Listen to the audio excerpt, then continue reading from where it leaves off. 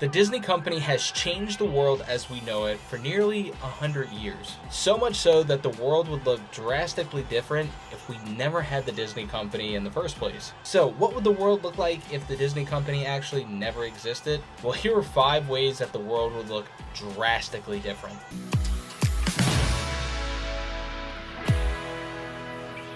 Picture this: you're back in school and it's a weekend. It's early morning on a Saturday, and the first thing that you do is get up and watch cartoons. And it doesn't matter if it's Disney or some other cartoon. Disney has impacted almost all cartoons since the very beginning of early animation. See, when the Disney company was founded, animation was very, very early technology of its time. So most of the tools that we probably think of today didn't exist back then. Walt and his team actually had to create what we know as foundational tools for most basic animation that led to long form, full video, full movie animation that impacts the way we see the world on most cartoons today. If you come to think of it, Walt was basically one of the early grandfathers of today's animation. It's crazy to think that one man's pursuit of happiness would end up changing and affecting what we mostly know today as standard animation for almost all film and TV. Remember the tools that I told you that Walt helped invent in the very first bit of information? Well, here's one of those that drastically would change how we view almost all film and TV. Walt helped create what's called Technicolor, a film process created in the early 1930s that allowed movies to be produced in almost lifelike color. And Walt played a major position in the foundational tools of early TV and film. Moving into number 3, let's transition into theme parks. We know that the Disney company has always been kind of on top when it came to theme park storytelling and the capabilities of theme park construction. But what we didn't know was not only did they kind of become experts at this, they were also the very early novices as well, meaning what they were doing at the time they didn't know was cutting edge technology that might be used for the next 50 or so years, moving into what we know today as the modern era of thrill ride attractions. The Disney company created the first tubular steel roller coaster. Yeah, think of any thrill ride that you know today in most theme parks.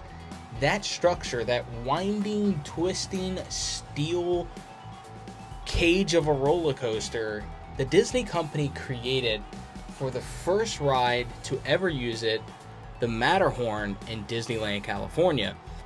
Walt wanted to bring a thrill ride to Disney, but not just your average thrill ride. He still wanted to be able to tell a story.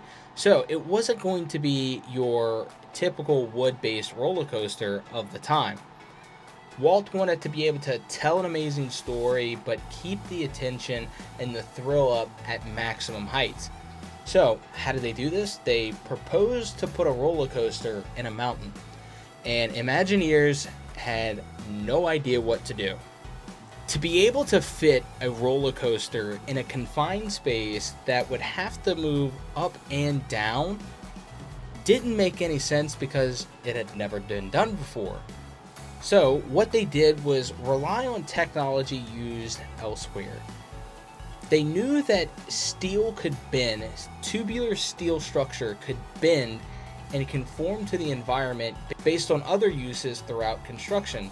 So they took the pieces together, bent some steel, and then threw a coaster on top of it, and surprisingly, it worked. It wasn't so much math and engineering of its time, but just pure imagination and grit to get something done that would end up changing the face of roller coasters forever.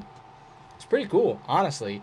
Today, the structure that they built inside of the Matterhorn is actually the preferred method of roller coasters for almost all modern coasters being built today and almost all coasters that exist today. The next details of attractions for most theme parks are the characters that come to life for almost all rides, and that is the audio animatronics for all theme parks. Yeah, Disney created those. They were the OGs of early robotics. The first audio animatronic was actually placed in the Tiki Room, and it's the little birds singing. Who would have thought that this little robotic bird would be the foundation for what we know as most robotics today? What's crazy is how these animatronics advanced so quickly. One of their next closest audio animatronics was just a few years later, and that was Mr. Lincoln, the representation of the president Abraham Lincoln at the World's Fair, where it drew massive crowds and many disbelievers that it was actually a robot. Now, we've seen this animatronic, and most of us today would know that that's a robot and that there's no way that that's an actual person. But today's cutting edge animatronics have gotten even more lifelike, with the likes of Avatar and future animatronics in Tiana's Bayou Adventure, making it seem that these robotics are so human-like that it could deceive almost any average goer. The next bit of technology the Disney company didn't necessarily create, but helped spark the interest that would impact pretty much the next 45 years, which is crazy to think about that this technology has been around for that long, but really only became popular in the mid-2000s. In Epcot's debut in the 1980s, the Disney company was all about innovative and cutting-edge technology. And one of the most innovative cutting-edge technologies of the time that really hadn't been used on any type of commercial level was touchscreen capabilities.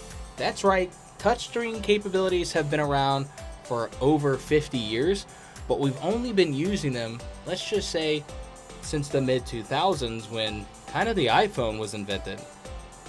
These early renditions of touchscreen allowed for people to pick and choose preferences for their park experiences that captivated the audience of thousands and thousands of people on a regular basis, that would help lead and spark more curiosity to help create the technology that I'm actually filming on right now, and that's the iPhone.